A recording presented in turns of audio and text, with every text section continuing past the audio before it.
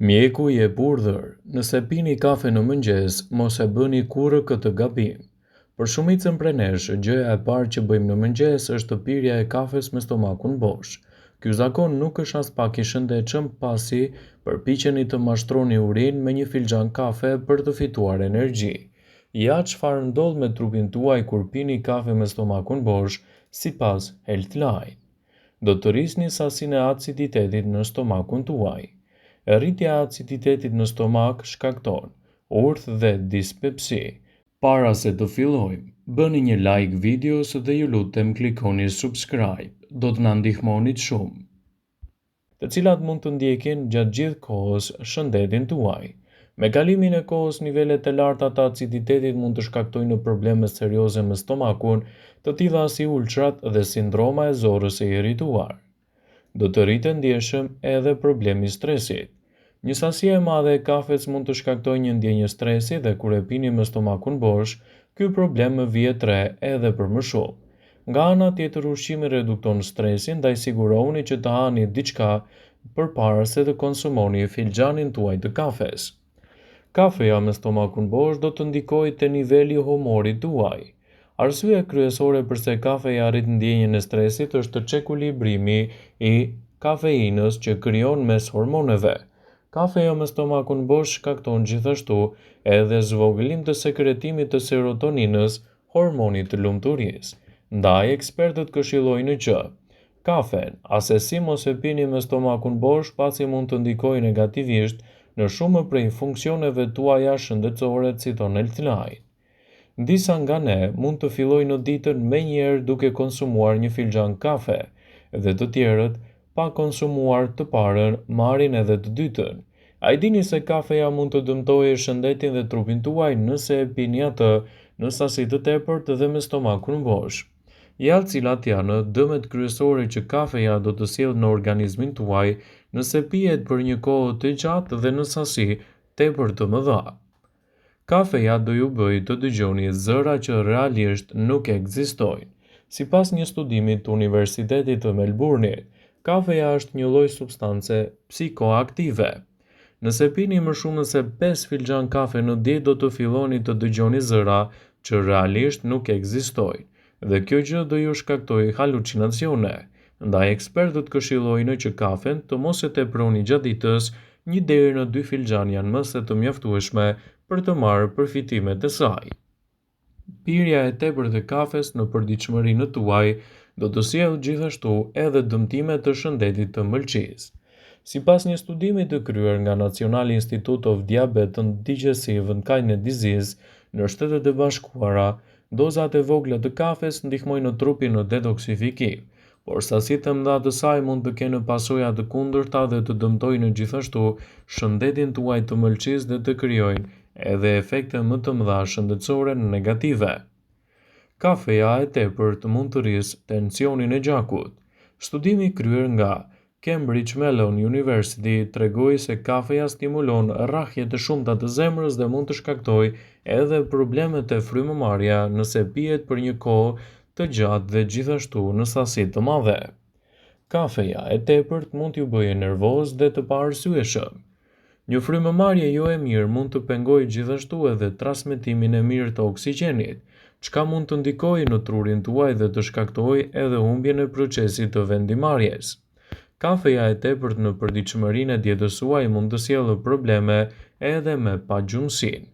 Kafeja mund të pakësojë me 6 orë kohën tuaj të gjumit në 24 orë, që substancat që të largohen nga trupi juaj mund të fillojnë edhe ndryshimet e plota të organizmit. Mos e pini asesi kafen me stomakun bosh. Kafeja mund të sjellë efekte të shumta negative në dëm të organizmit.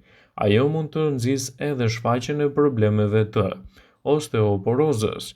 Sipas studimeve të kryera nga Universiteti i Oregonit, kafeina e tepërt nuk i bën mirë kockave. Për të shmangur këtë rrezik, konsumatorët e mëdhenj të kafes duhet të marrin më shumë vitaminën D në dietën e tyre ushqyese. Kafeja mund të nxjisë edhe urinimin e shpeshtë. Kafeina mund të sjellë më shumë probleme me fshikjen urinare dhe të nxjisë gjithashtu edhe mënyrën për të shkuar më shpesh në tualet. Kjo mund të krijojë probleme dhe vështirësi në bazat tuaja ditore. Kafeina e tepërt në organizëm mund të nxjisë edhe dhimbjet e shpeshta të kokës.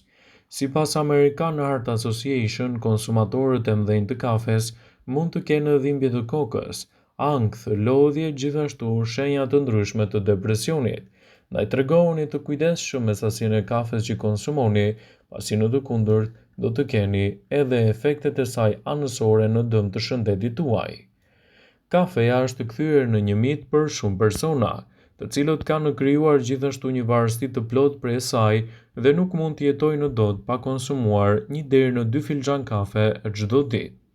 Për këtë, ky kufi normal i konsumit të kësaj mund të kapërcehet, atëherë trupi nis edhe të shfaqë disa efekte të mundshme anësore.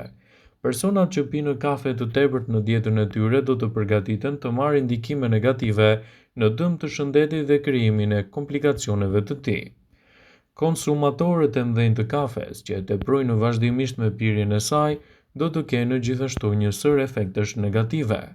Ajo do të vrasë aftësinë krijuese tuaj.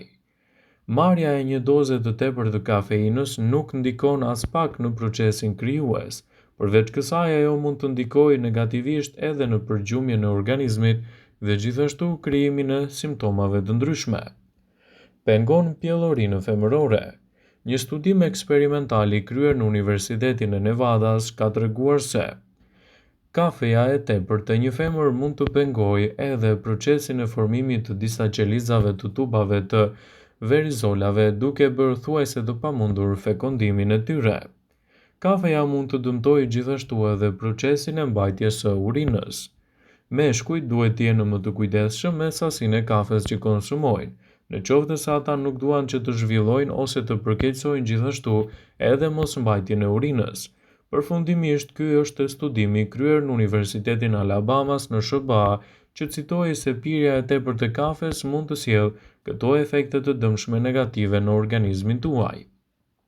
Kafeja mund të ndikojë gjithashtu negativisht edhe në shëndetin tuaj të dhëmbëve dhe mund të krijojë procese të ndryshme të dëmtimit të tyre.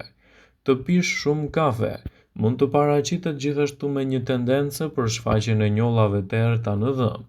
Kjo pasi kafeja do të dëmtojë ndjeshëm smaltin tuaj të dhëmbëve.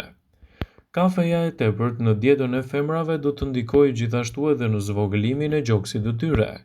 Këtë e ka përcaktuar një studim ku ka cituar se pirja e më shumë se 3 filxhan kafe në përditshmëri mund të ndikojë negativisht në këtë proces tuaj.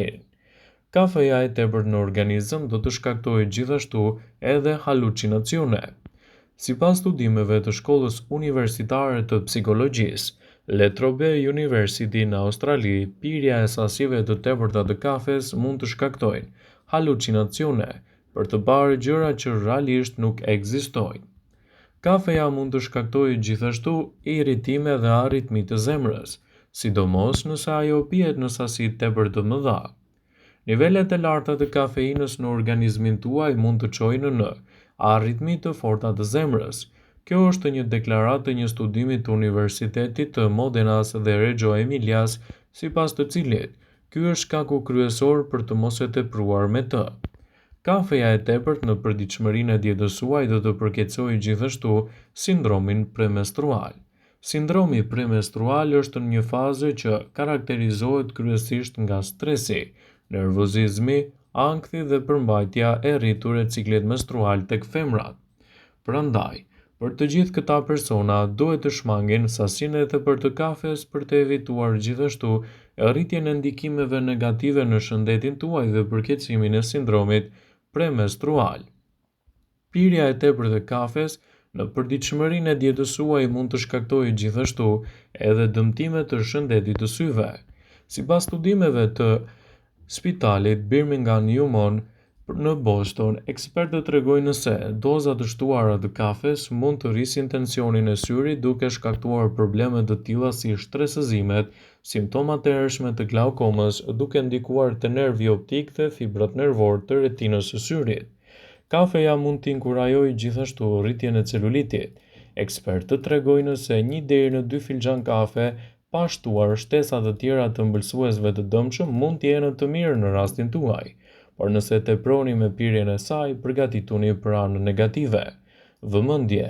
Ju bëjmë me dije se informacionet në këtë video kanë për qëllim që të plotësojnë, të mos zëvendësojnë këshillat e mjekut tuaj ose të ofruesit të kujdesit tuaj shëndetësor, dhe nuk kanë për qëllim që të mbulojnë të gjitha përdorimet e mundshme, masat paraprake, ndërveprimet ose dhe efektet e tyre negative për shëndetin tuaj. Pasi ta dëgjonit këtë video, do ju ftoja t'i bënit like dhe ta shpërndanit atë në profilin tuaj në mënyrë që të informohen dhe miqtë e tu.